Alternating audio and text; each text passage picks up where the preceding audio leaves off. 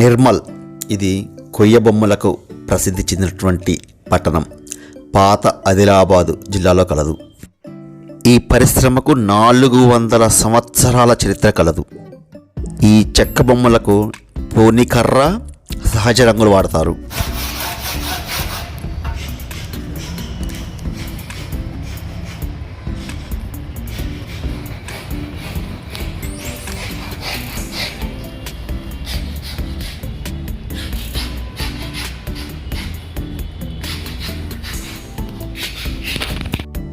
కొయ్య బొమ్మలలో పక్షులు, జంతువులు, ఫలాలు ఇలాంటివి మాత్రమే కాకుండా వర్ణ చిత్రాలు కూడా ఈ యొక్క నిర్మల్ ప్రసిద్ధిగాంచింది.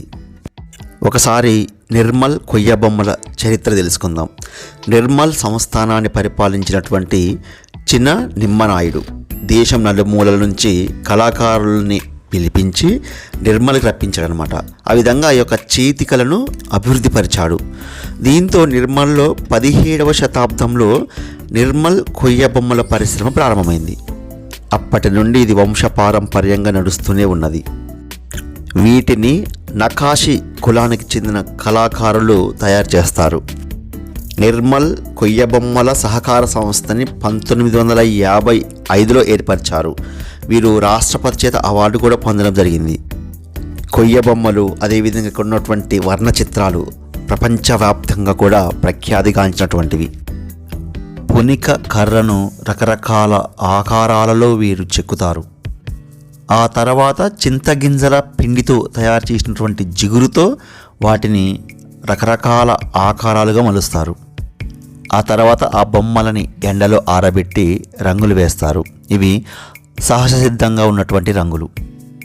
కొంగలు, పక్షులు, పులులు, అదేవిధంగా వివిధ రకాల వృత్తులకు లేదా కులాలకు సంబంధించినటువంటి బొమ్మలు, దేవుళ్ళ చిత్రాలు, యువతీ యువకుల చిత్రాలు, రకరకాలైనటువంటి చిత్రాలు వీళ్ళు వేస్తారు. మనం ఇప్పుడు తయారు చేసే కేంద్రం దగ్గర ఉన్నాము. దీనికంటే ముందు షాప్ ఉంటుంది, అంటే రోడ్డు వైపు షాప్ ఉంటుంది. ఆ షాప్ వెనకాల ఇది తయారీ కేంద్రం. ఇది ఎలా తయారు చేస్తారో వాళ్ళ నుంచి కొన్ని విషయాలు తెలుసుకుందాం. వారు చెప్పడం అయిపోగానే ముందుకు వెళ్ళి చూస్తాం. నా పేరు కిషన్. ఇది మన పొనిక కర్రతోని, ఈ అతార్లతోనే, రంపంతోని, బార్షతోనే, చేతి వర్క్తోనే మిషనరీ ఉండయి. అంతా చేతి హ్యాండ్ వర్క్తోనే వర్క్ చేస్తాము. ఇవి సింహాలు తయారవుతుంది. మొత్తము ఇది చింతాంబడి. ఈ చింతగింజలతో దంచి రుబ్బి అండితే ఇలా తయారవుతుంది. ఇట్లా జిగురు పదార్థం అయితే ఇదే కర్రపొడిలో ఇట్లా పోసి ఇదే కర్రపొడితో కలిపితే ఈ మాదిరి అవుతుంది. ఇట్లా ఎక్కడైతే ఉన్నదో షేప్ వరకు ఇట్లా కొంకులు, జబ్బాలు ఇట్లా షేప్ తయారు చేసి పెట్టి ఇట్లా పెట్టుంటుంది.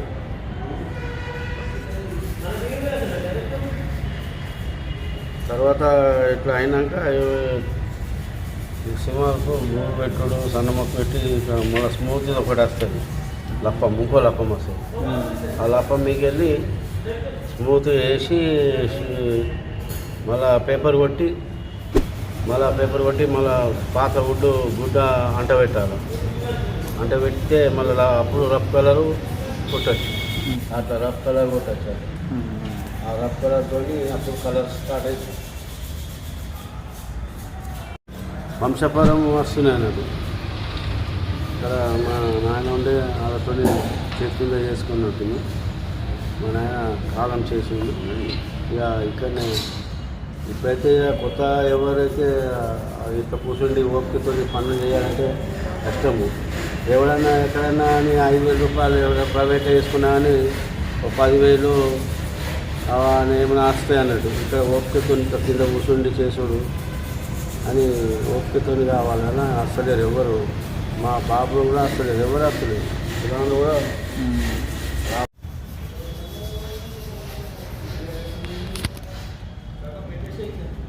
మీరు ఒక్క రోజులో ఎన్ని చేస్తారండి? ఎన్ని వందలు చేస్తారు? ఒక్కరోజు కాదు సార్. ఇప్పుడు ఇట్లా ఎండేట్ ఉంటాయి. ఇట్లా పెట్టుబడి పునికి చెట్టు ఎందుకు వాడతారు?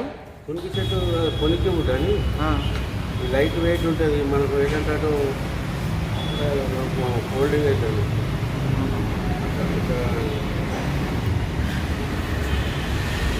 చేయించి 8 ఇంచి 10 ఇంచీలు 12 ఇంచీలు దాకా ఉంటుంది. ఇప్పుడు మనకి ఇక్కడ షేప్ ఇట్లా కావాలంటే ఇట్లా ఫోల్డింగ్ వేయాలంటే ఇట్లా వస్తుంది. ఈ మధ్య కాలం మీద కూడా పడుతుంది. ఇట్లా పొంకులు తీయాలంటే ఇట్లా సాగినప్పుడు పొంకులు వస్తుంది బయట.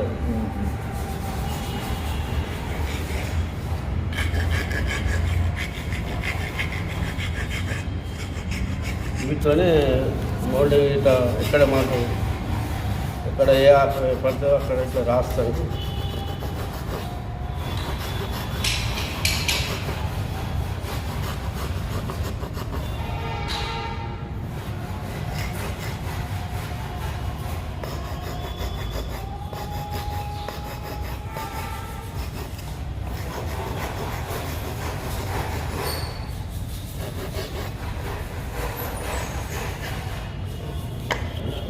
లేబర్ లేకుంటే మన కూడా